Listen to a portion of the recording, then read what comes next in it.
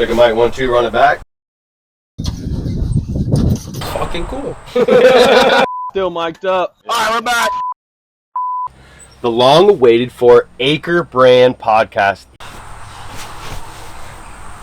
What's up, guys? And we are back on the AkerBrand podcast with one of the most electrifying riders in the game, Mr. Jumpin' Josh Jolly. What's up? Tell us your full name and where you're from. My full name? Your full name. My middle name and all? Full government name.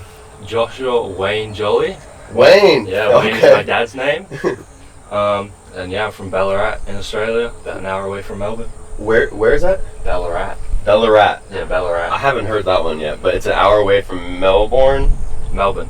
Melbourne. Melbourne. Melbourne. Melbourne. Is that the same as Melbourne? No. Okay.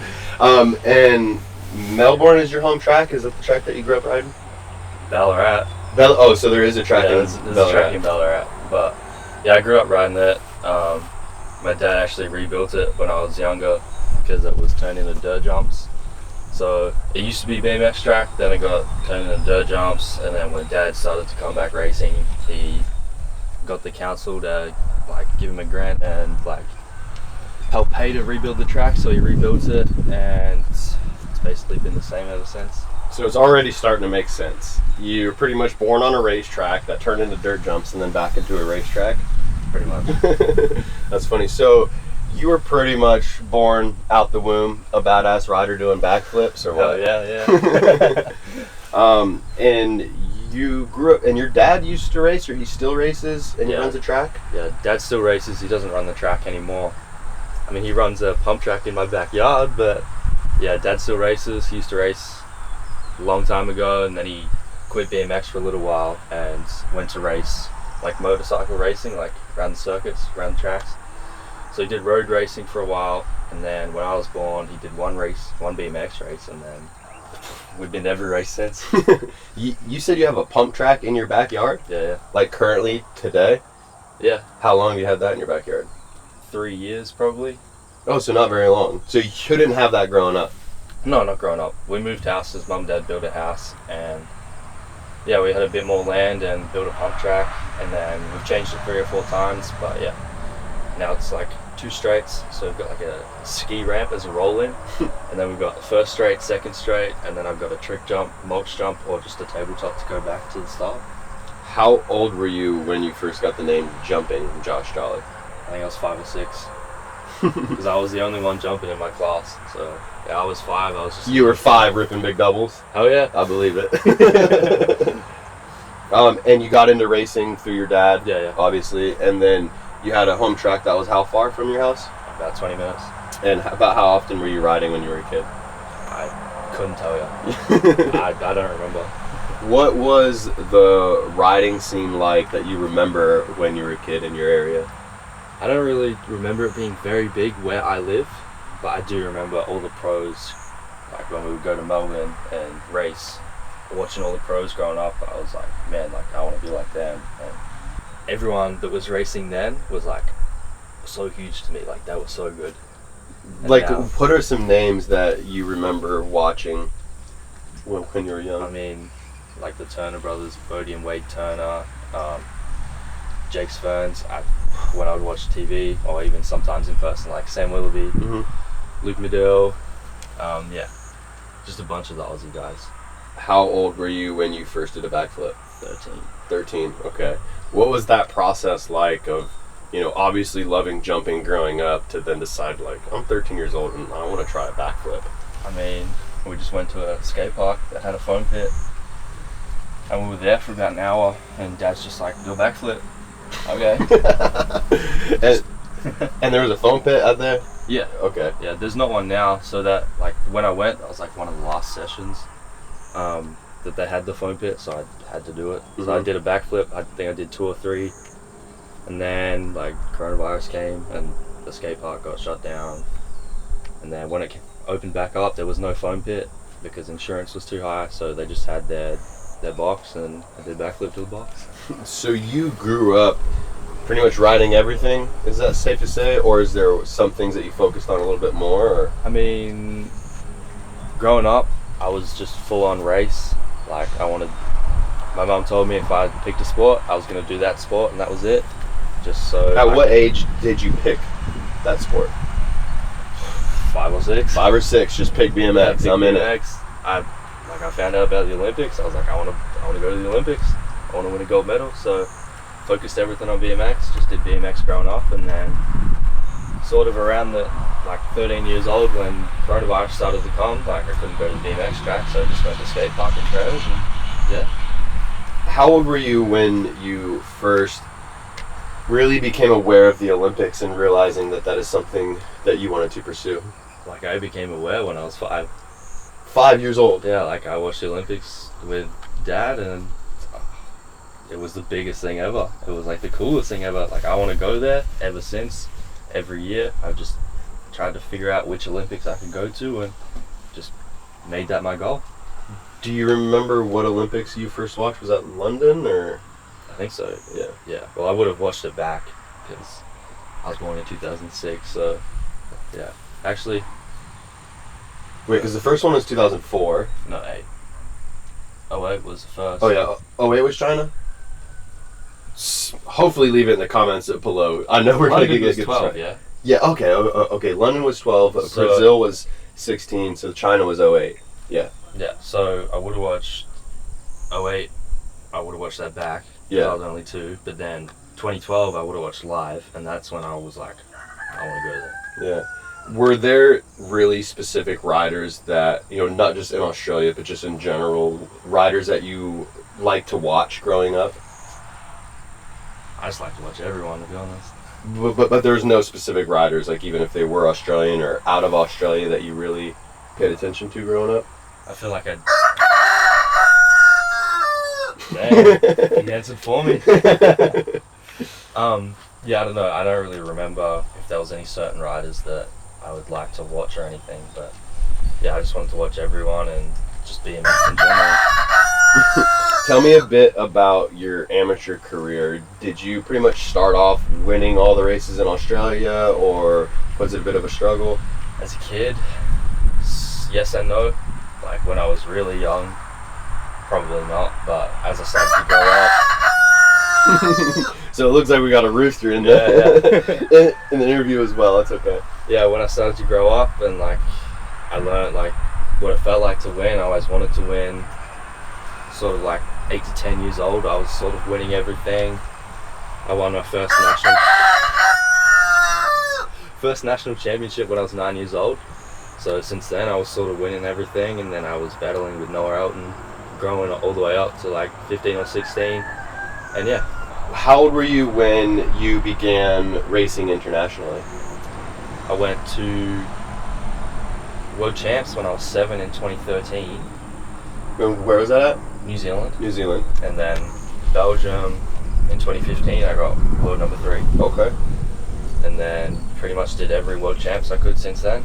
How old were you when you got world number 3 in Belgium? 9. 9.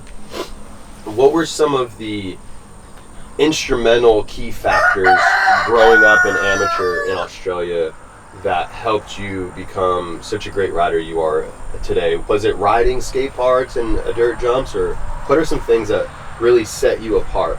I think with my skills, yeah, definitely skate park and trails, because through COVID, that's all I could do, and I was just learning to ride my bike and learning all those skills and everything. So I think definitely skate park and trails for my skills. But then say mental, me growing up, I would always get nervous, and I would always not gate or think too much and just ruin my laps. So I had to deal with that, learn to deal with that growing up, and then I think I've overcome it. So now my head is a lot stronger now, so now I can put the skills and my mindset together, and I am who I am today. How did you overcome that? Because I've known you for about a year, a little over the year, and you seem very mentally strong, very mentally on it. Yeah, your bike riding ability is absolutely next level, but your mental game is pretty dang strong too. So what were the things that you did or learned that helped you take something that you struggled with to now become one of your strengths? I think just all the experiences. Every time that would happen, I would try and learn from it and overcome it. But even though it kept happening, I think it got a little bit easier every time. until it just wasn't there. Until like I learned to take all the nerves and turn it into positives instead of being nervous and being negative, saying like, oh, I can't do this, I can't win this race. Just like realizing that nerves, like a good thing, nerves mean I care and like I want to win. So if I just worry about myself and turn the nerves into positives and I just focus on myself, I'm gonna go out there and win. So yeah. That's honestly some of the best advice that I've ever gotten too. It might have been from Jeremy Smith at first. You know, maybe Jeremy or Bugsy actually, who I was getting up to race. I'm like, man, I'm really nervous, and they looked at me like, hey, that's a good thing. Yeah. You know, you can turn those nerves into a positive. Like how did you learn that other than experience, right? Because you know you're racing constantly. But was there anything else that, or some advice that you got that helped you turn those nerves into a positive? I think it was my dad just always talking to me, because like me and my dad would always go through races before I even got to race. Like we would plan out things to happen, like plans like A, B, C. So like before the race, he just like I would be nervous, and he'd say like, nerves are good. Nerves mean you're ready to go.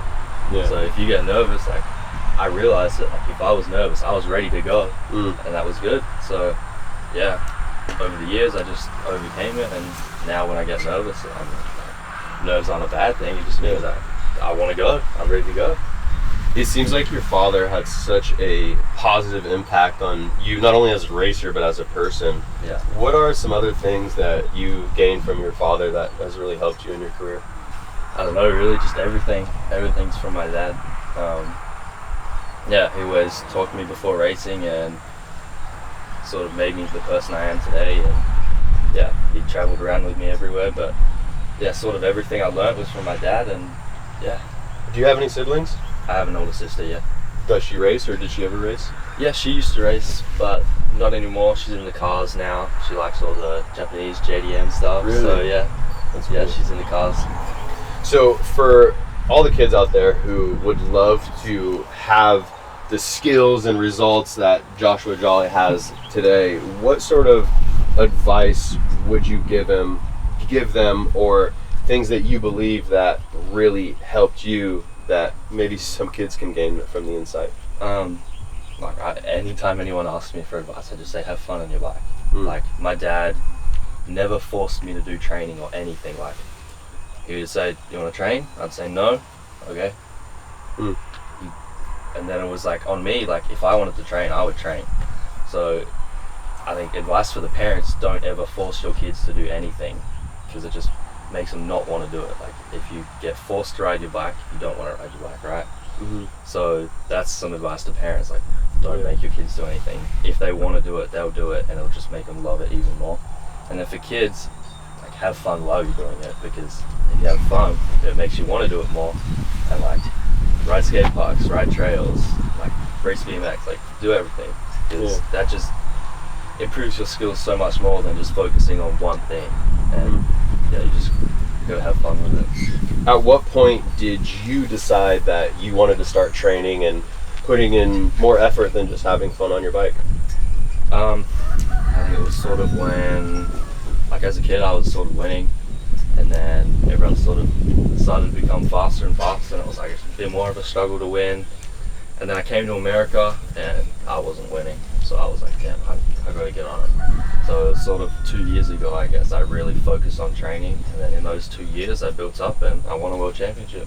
2 years ago. So you're 19 now? Yeah. So at 17 you really got on a training program, or what were some things that you started doing? So my dad was my coach growing up, but like we never had a program or anything. We just had fun, and he never forced me to do anything.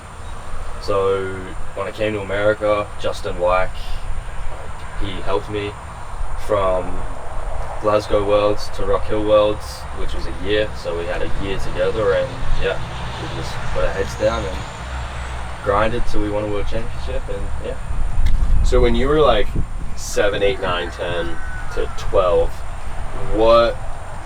how often were you on your bike? On my race bike, once or twice a week, but on any bike, probably every day. I used to have like the little plastic kicker ramps in the backyard, and all my mates would come over and I would jump in my little 12-inch with 10-inch handlebars. So I had like a little pit bike. But yeah, every day.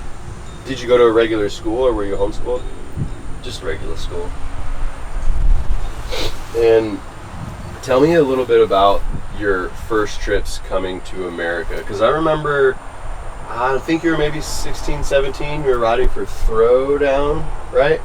I was riding for Throwdown from 12 to about 15. Okay. 14, 15, yeah. And then I rode for Hardy's Haulage, which is my best mate's dad's team. So I rode for him for a year, and then I got picked up by an American team and came over here and rode for them when I was 17. What was the American team? Remix. Okay, yeah. Because I remember there was a time where you came here and you really kind of took social media by storm. Not necessarily you, but videos of you were popping up everywhere. Like one that I really remember distinctly was at Rock Hill. You jumped the first jump, landed in a manual to the turn, right? Yeah. Yeah, and like I was like, damn, this rider's freaking good, and I started really paying attention. And you were a great rider and you were a great racer, but you weren't necessarily as dominant in the amateur in USABMX. And then all of a sudden it seemed like a year or two you were world champion. Yeah. What you know, and I know you mentioned working with a coach from, you know, one worlds to the next. Yeah. What made that huge jump to where you were a solid amateur but not really winning as dominantly to all of a sudden you won every lap at the world championships? Like, what changed? Just staying consistent, I guess. Like having a solid program and staying dedicated, staying consistent, and actually putting the work in, like it makes a huge difference. Because like before that, like I wasn't really training at all, to be honest. Like I didn't know what to do in the gym. I wasn't in the gym. I wasn't really doing sprints. I was just riding my bike for fun, and I was like winning in Australia because that's all I had to do. Then I came here, everyone was beating me, so I had to put some work in, and yeah, just a solid year of hard work, and yeah, that's what come. What specifically were some of the new training techniques that you were doing, right? I know that you were riding your bike a ridiculous amount, then you got on a training program and you started training. Starting off, what were, like, was it straight into the gym, doing squats or sprints, or what kind of stuff were you doing? Yeah, it was a bit of everything. I mean, gym was all new for me. Like, I never did gym as a kid, so yeah, I had to learn everything in the gym over the past 2 years. So yeah, I think gym was a big factor in that. And then like sprints, I only ever did like box sprints, so I didn't even know about like downhill sprints or uphill sprints or anything. So yeah, just learning pretty much everything from 2 years ago till now. It's just everything was a big change. Still rode my bike every day, but yeah. When you first went into the gym, did you kind of just do your own thing, being coached by your dad, or did you immediately have a like a gym coach and a program as soon as you went into the gym? I think as soon as I really started putting effort in the gym was only when Justin started becoming my coach, which was sort of just before Glasgow Worlds and after it. So yeah, I really just went straight in the gym with Justin, who pretty much taught me everything. How did you get linked up with Justin? He was racing for Remix as well. Oh, so this is an American guy? Yeah. Yeah, okay. Yeah. I remember that. And then when did you first start coming to America and meet him? Start of 2023. Mm-hmm. When I first came over with Remix and I wasn't training. And yeah, he saw my potential and he wanted to help me out, so he started coaching me, and yeah. And then you started doing a pretty good amount of World Cups, right? And racing the U23 class in the World Cups. Tell me a bit about the World Cup scene. Yeah, last year was my first year racing World Cups, so last year was my first year actually doing all the hard stuff, like racing the big boys and doing the big events. So I haven't had much experience racing World Cups and that, since I've only done 6 rounds, like 3 locations. But yeah, it was super fun. I'm going to do all of them this year. Hopefully do all of them for the rest of my racing career. But yeah, no, that was a big change from just racing like small hills and everything, going up to the 8 meters. And yeah, it was super sick. How old were you when you first started riding the big hill, the 8 meters? Don't tell me it's that time you jumped land manual. Like you had to, you had to have time on a big hill before that, right? Were you riding them in Australia? Yeah, I was riding them when I was 15 and 16, but not consistently. It was like every now and then. Where at? Is that Melbourne? Shepparton, which is 3 hours away from where I live. So we could go there, and I wasn't training off them. I was just riding off them. Like, or I wasn't having a program or anything. I was just having fun off it, learning it. How old were you when you were going to Shepparton? Like 15. Okay. And then we went up to Sleeman a few times.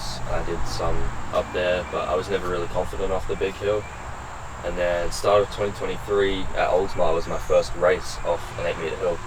So yeah, like 2 years ago. Oh wow. Not even 2 years ago, it was my first race off an 8 meter hill. So your first race off an 8 meter hill was 2023. Yeah.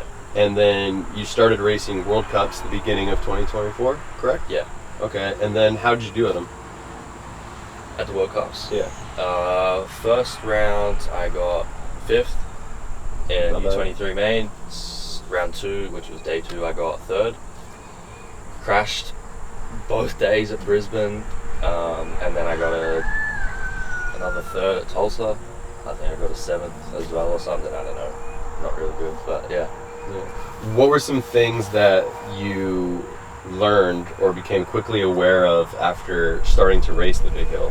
Was there a big difference in anything, or was there a learning curve? Yeah, I think like learning to be comfortable riding next to people and not just pulling brakes and being confident and like worrying about myself more. I think that's definitely a thing I had to learn. But it's much the same. Like we're just going faster, hitting bigger jumps, having more people watching. But yeah, I don't know. I just love riding my bike. So no matter what race I'm at, I'm just gonna go have fun. Yeah. How did you learn and get more comfortable riding next to people so close down that big hill? Was it just experience, or? Yeah, just experience. Just doing it, just being comfortable. Like, not even being comfortable, learning to be comfortable. That's all it was. Just having the experience, even on like gate nights or something. Like, people don't like it, but riding close to people, it gets you comfortable. So like if you have a training partner and you ride right next to them, yeah, definitely helps. So it's just a lot of like experience of stepping out of your comfort zone, like, hey, I'm uncomfortable with this, let me put myself in that position and practice it. Yeah, I think definitely have to learn to be comfortable being uncomfortable, and that's what makes you like a great rider.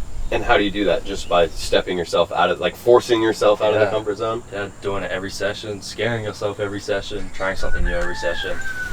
And yeah, just putting yourself in those positions to be uncomfortable. That's when growth happens.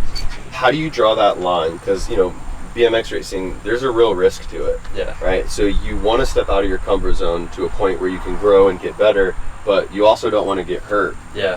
How did you draw that line on being able to step out of your comfort zone, but, you know, avoiding injury? Injury is kind of something you can't really control. Like if it happens, it happens. But I mean, it's just a part of it. Mm-hmm. I don't think I focused on drawing a line. I just always tried to push myself, and luckily didn't get hurt too much. I broke my wrists at the start of 2020, but that was, or 2021, I don't know. But that was before I started training properly and focusing on everything. But yeah, just pushing yourself, not worrying about the injuries, because I feel like if you worry about something and you're scared something's going to happen, there's more chance it's going to happen. Yeah, it's like what you focus on expands. You know, if you're thinking about what you don't want to happen, it's making it more likely. Yeah, exactly.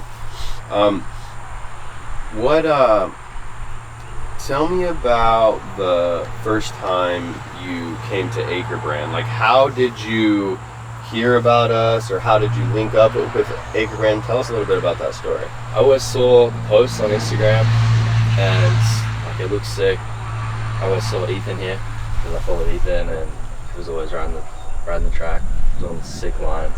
And then I won the free stay at Rock Hill. Yeah. So, tell us about how you won the free stay. I don't know, how did I win it?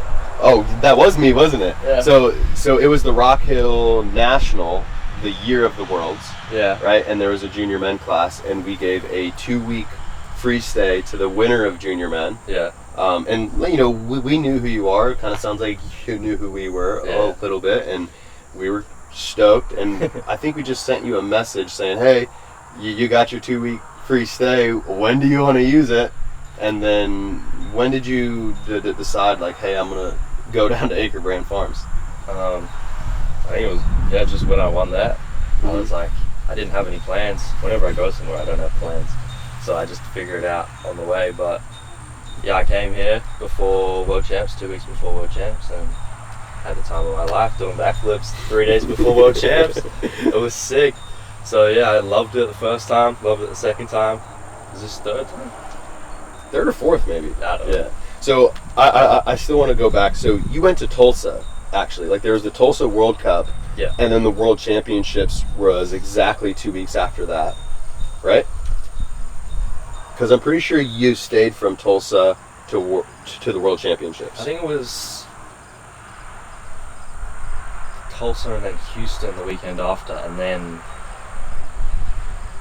I think. Are you sure? I don't know. Okay.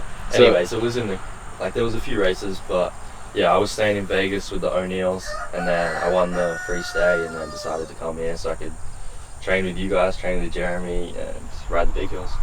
What were some of the first thoughts when you arrived here at the farm? Driving down the driveway, I saw some bird jumps. Instantly grabbed your attention, huh? Oh yeah. What is your favorite thing about staying here at AkerBrand Farms? The vibe. Everyone's just so positive. Everyone's focused on BMX training. It's like a big family vibe. I love it. Love the track. Love the dirt jumps. Yeah, everything's just like, it's a great environment to grow, and yeah, just anyone can be comfortable here. Be uncomfortable on the track to grow, but yeah, no, it's definitely a fun place to be. What are some of the things, because you've been back 3 or 4 times, Yeah. what are some of the main things that keep you coming back? Just the progression of this place. Every time I come back, something new is here, something awesome. Everything's changing all the time. But yeah, you guys definitely very welcoming, and it makes you want to come back. Tell us a bit about the lifestyle here in your day-to-day. Day to day, wake up, have breakfast, see what I'm doing for training for the day, usually get my training done, and then go ride some dirt jumps. What? I like that. How has your life changed, if at all, after becoming the Junior Men World Champion? Not much has changed at all, to be honest. Really? I got to wear the jersey. It made me a lot more confident when I was riding my bike, but yeah, nothing really changed. Try not to let it get to my head or anything, because nothing good ever comes from that. So yeah, nothing really changed. Just still having fun riding my bike. So you mentioned the World Championship jersey, Yeah. and I know there was a bit of talk and some controversy on your first pro debut about you wearing the World Championship jersey and Yeah. Joris wearing the jersey. Is that something that you intended a little controversy, or did it just naturally happen? Tell us a bit about your perspective for that. Yeah, I didn't mean it at all. Like, I just wanted to wear the jersey because, like, that's super cool. Like, I could wear the jersey where I want it, so that was super sick. But yeah, I didn't mean for anything. People just started talking, but I think it was the people that didn't really know the rules. So What are the rules, just to clarify that it makes it okay for you to do that? So that wasn't a UCI event. I can wear the jersey like in junior elite classes, like at UCI events, but anywhere else I can wear the jersey. They wanted me to wear the jersey as much as possible. You're just not allowed to wear the jersey in an elite UCI race, Yeah. correctly? Yeah. Yeah. So because I aged up a category at UCI races, I'm U23 now, so I can't wear the jersey there. But anywhere else I can wear the jersey. So that wasn't a UCI race, and yeah, like I can wear the jersey. It's just an open class. It's like no different from me wearing the jersey in Australia. But yeah, people just started talking, and yeah. Have you talked to Joris about this, or have you guys said No. anything? Have you ever talked to him? No, not really. I don't really. We haven't had any conversations or anything. Hey, Remy, but yeah, I got a photo with him when I was a kid, but I think that's the only time I've ever talked to him. So there's no like real beef between you and Joris? I don't think so. You don't think so? Not from my end, anyway. Joris, if you're watching, comment below if there's some real beef or not. So I know that you've done a few events in the past outside of BMX racing, and you have some events in the future that you have planned outside of racing. Tell us a bit about those events that you're going to be doing. I do a lot, like pump track. I ride everything. I've done crankworks, pump track, and dual slalom when I was younger. I'm going to do that again in a couple of weeks. I have a pump track worlds qualifier in a couple of weeks. I did pump track worlds last year. A few years ago I did a slopestyle event, so like did some cool tricks. But yeah, I just ride everything, ride trails, slopestyle, skate park, pump track, everything. How do those events compare to BMX racing events? I think like the mountain bike ones and the pump track, since you're like versing yourself and like not racing other people and there's no actual contact or anything, it's like a lot more chill. There's not like any beef or anything because like you cut me off on a corner or anything. So all the other events are a lot more chill. But yeah, it's definitely just having fun riding my bike, much the same. And then you're leaving here and going to an off event too, right? Yeah, so I can do Bakersfield this weekend and then fly back home, and then 2 weeks I have a pump track qualifier, fly back home, fly up to Cairns the next day and do crankworks. Nice. And what event are you going to be competing in crankworks? Pump track, dual slalom, and then I've got a new event which is like 4-cross but with 3 people. So yeah. Okay. Which one are you excited about the most? Pump track. Pump track. Yeah. Cool. And you're talking about doing Aker games this year too, right? Yeah, I'd love to. I'd love to come back, do grands and Aker games. That'd be sick. Make some money on that one. Oh yeah, that's for sure. Tell me about the pink. You know, I noticed you got pink hubs. It seems like you always got something a little pink going on. Yeah. Why pink? I mean, I just had pink growing up. I always wanted to be different. I didn't want to be like everyone else. So the pink stood out. Nobody had pink when I was a kid. So yeah, my dad ordered in some pink hubs because it was my favorite color. I always had pink gloves and yeah, ordered pink hubs, and it was actually a struggle to get because when you ordered them, they were like, "Are you sure you want pink?" But they're not going to sell if you don't get them. So yeah, it took us a while to get them. Had pink hubs. Then I got a pink throwdown when I was a kid, and yeah, just had pink ever since. It's just been my thing. Another thing that makes you pretty unique that a lot of people don't really know about is filming and editing. Yeah. You know, that's another thing that you have a true interest in, passion, talent as well. What got you into that? I think like I saw all the moto edits when I was a kid and always tried to make my own like dirt jump and race edits, but just on my phone. But me and my best mate, Micah, one of my best mates, he got a camera too. We got into editing together, and yeah, we're still doing it together. But yeah, it's like what I want to do when I finish racing. I want to be a videographer, so yeah, just doing it in my spare time, having fun with it, learning. Yeah. Is it pretty hard to balance training for racing full time as well as doing the editing and filming, or? Not really, because I just do it in my own time. So yeah, it doesn't hinder anything. Racing, training, just focus on that and then do the video and editing later. But yeah, just do it in my own time and keep learning with it. What do you really love about filming and editing that keeps you doing it? Just learning all the new skills, learning new ways to edit, new ways to film, and you know, creating something different, something unique. Yeah, like that's something that we didn't even know, had no clue that you did that until you came. Yeah. You know, the first time, I think it was the first day or second day where you brought out a camera, and then you made us a couple edits for our Instagram, and we're like, yo, this is sick. This dude's doing backflips. He's all of a sudden world champion now, making film. We have to have this kid at the farm as much as possible. What sort of advice would you give for a younger rider growing up that may have interest in filming and editing? Just start making edits, just have fun with it, make your riding look cool on videos. But yeah, just no matter how good the video is, just keep trying, keep editing, keep doing something different. But yeah, as long as you stay consistent, you're always going to progress. And your filming account is Freeze Media. Yeah. Where'd you get that name from? When I was a kid, I loved to draw. So I would always, like when we were driving in the car, I would draw. And I don't know how old I was, I might have been 7 or 8, but I drew like a BMX frame and I wrote freeze on it. So it was like a freeze frame. Mm-hmm. And since then, it was just like sort of a thing that I was always thinking about. And then my dad and I started making carbon rims. And we had freeze rims, carbon rims, and they had like holographic stickers on them. So they were all flashy and everyone loved them. But then I stopped when I got a remix because they're full wheel sets. Mm-hmm. So we haven't done that since, and yeah, so freeze sort of just went away for a little bit, and then I started filming editing, and started to do freeze media. But I'm still curious, like the word freeze, like you just like the way it looked, like the way it sounded, or Yeah, where'd you get the word from? I don't know. I just used to write down a bunch of names. I think it was like freeze frame. I thought that sounded super cool. So yeah, since then it was just freeze. It was just the name. Yeah. So you're 19 now. Yeah.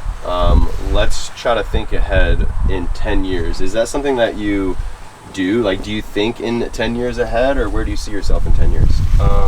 With BMX racing, I want to be 2-time Olympic gold medalist by then. I want four world championships. 4 world championships. Yeah. 4 jerseys, 4 rainbow jerseys on the wall. At least 4. Yeah. Could be more. Yeah. Okay. But yeah, after BMX racing, after my career, I want to be a videographer. So yeah, just working at it now, just in my own time, focusing on BMX, and yeah. So you said you wanted 4 world championship titles in elite 4. Yeah. Okay. And why the number 4? Or who has the most right now? I'm not sure. What is it, Joris or Sam, or maybe I know Kyle Bennett, I think, has 3. Yeah, I don't really know, to be honest. All right, if you know, in the comments below, put in the comments below who has the most elite world championship titles and how many is that. See, because I thought you were saying 4 because it might be the most, but Hopefully I'll have the most soon. yeah, so that's the goal, huh? Yeah, I want to be the best there ever was. You want to be the best there ever was. Best, yeah. Where does that come from? I don't know, just my love for the sport, and I just want to be the best, just my drive. So it's something, would you say, where you were born with just this urge to be the best, or something you got from your parents? I don't really know, to be honest, but yeah, I think I was just born with it. I just want to be the best at everything I do. What are some key things that you have to develop in yourself to accomplish that goal of being the best BMX racer to ever do it? I don't know, to be honest. I mean, I feel like you got the bike skill. Yeah. You know, like the mental game is pretty close. Like, where is that gap of what's going to get you out in front at these elite races and hitting those titles? Just the experience, get a bit stronger so I can push these big boys around, so I can stay in front of them. But yeah, I think, like, I know I've got the skill, I know my mind's pretty good, so yeah, I just need a little bit more strength so I can whole shot every time. Nice. We're going to go into some quick questions, and then I actually posted something on Instagram to let the followers there ask some questions as well. Yep. But we'll start with some quick questions. Favorite food? That's a hard one. Like my family, when I was growing up, whenever we would go out on special occasions, we would go to like a Thai place. So I love pad Thai, or if I'm going out for like on a BMX race weekend, maybe a Palmer at the pub. But yeah. Palm at the pub. Favorite color? Pink. Favorite? That was quick. Favorite track? Rock Hill or Glasgow. Rock Hill because of my success there and it's super fun, but then Glasgow because of how technical it was, and it was also like, it was super fun. Like I just loved practicing and I loved having fun. Favorite rider to watch growing up? That's a hard one. Maybe Nick Himmin. Nick Himmin. Yeah. Favorite current rider to watch? Current rider. That's also a hard one.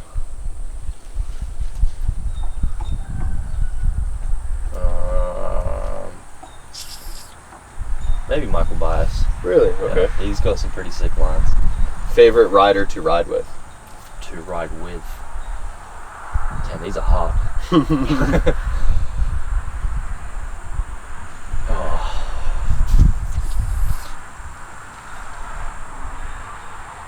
I just love riding with everyone. Always get to ride with different people, so everyone's got their own unique things that like, make them fun to ride with. But yeah. Is there anyone specific that comes up that really pushes you? Like, who pushes Josh Jolly? Myself. Okay. That's a good answer. Yeah, no, it's a hard one. I think, like, training-wise, all the elite boys with more experience, they always push me because if I get in the gate with them, I want to beat them. So, like, training with Jeremy, like, I've got in the gate with Isaac a few times, like, I got in the gate with Romain, like, they all push me. Like, you just want to ride with the best possible riders you can? Yeah. If I can ride with the best, I will be the best. Favorite place you've been to race? Favorite place? I think Azerbaijan was pretty cool. Where? Azerbaijan. Okay. So 2018 World Champs. Or to be honest. Favorite thing to ride? Because I know you ride a bunch, Yeah. you know, so, you know, is there one that stands out as your favorite? Everything's got their own things, like every discipline has their own benefits, but like, obviously BMX is my main. I love riding new racetracks, like European tracks. I love that. What, and we're done with the quick questions because this one isn't so quick, but I have to ask, like, what is your driving factor? What motivates you to get up every day and put the amount of work and focus that you put into this? I want to be the best. Like, I think that's it. Like, I just want to be the best BMX racer of all time.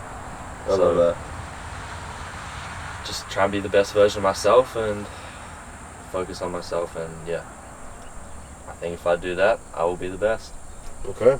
Now we're going to go shoot over to the social media on Instagram and see what kind of questions we got. Yeah. What was your fastest Rock Hill lap time? Do you know? 32.3 or something? 32.3? I'm not exactly sure. That's a hard one. I think that's like, maybe. I think that's just what I remember, but yeah. What do you do to train the mental game? You gotta have the experience.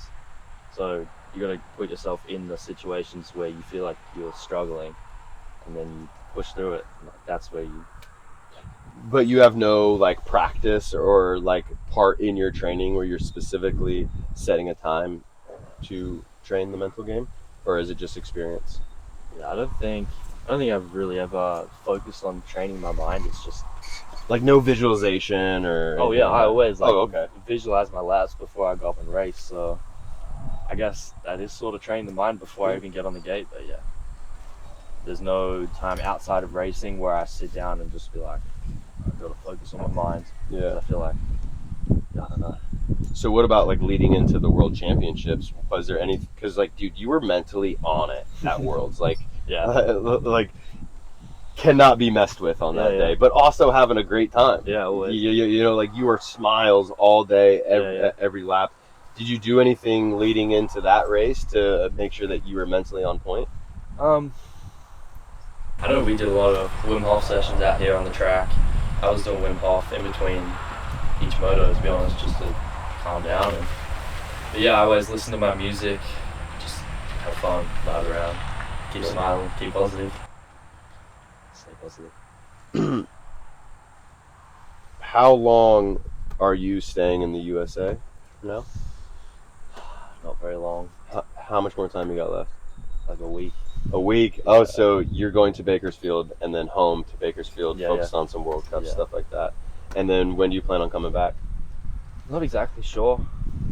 There's a possibility that I could come back in between World Cups and World Champs to do another pro race, but I'm not 100% on that, so yeah, I'm not too sure. Is the USABMX series a series or title that you want to get in your career, or is it really just not the focus? I think, like last year I wasn't focused on it, but like the start of this year I was just focused on World Cups, but then I did well at Rock Hill, so now yeah, I'm definitely sort of leaning towards like I want to keep trying to do the USA Pro Series and That's sick would be to win a championship in my rookie pro year. Yeah, that'd be sick. And I know your sponsorship situation is kind of unsure at the moment. Do you currently have a sponsor, or are you talking to anybody right now that you can mention? I've been talking, but my main sponsor now is Time BMX, which is a BMX app. Everyone should go download it on the App Store. And what is that app? It's a BMX app, so like it shows you all the locations around you. You've got a map on there. You can see like all style BMX, like racing, pub track, trail, skate park, flatland, everything. You can go on there, see all the locations around you. You can post videos. It's like an Instagram just for BMX. They've also got like dates that all the races and competitions are. Yeah, even every now and then they do giveaways on there, so you can enter and win some free stuff. Joshua Jolly, it's been an absolute pleasure to have you at the farm, and I'm super stoked to, just be in the environment of your journey and to be able to cheer you on and, here to help you with anything that you need. And we really love and appreciate you having at the farm, and hope to keep growing together. And thank you so much. Let's keep growing, homie. Let's do it. Thank you to Time BMX, BMX International, Radio, Box BMX, Hardy's Haulage, just everyone that supports me. I love you guys. Thanks, Mom and Dad. You!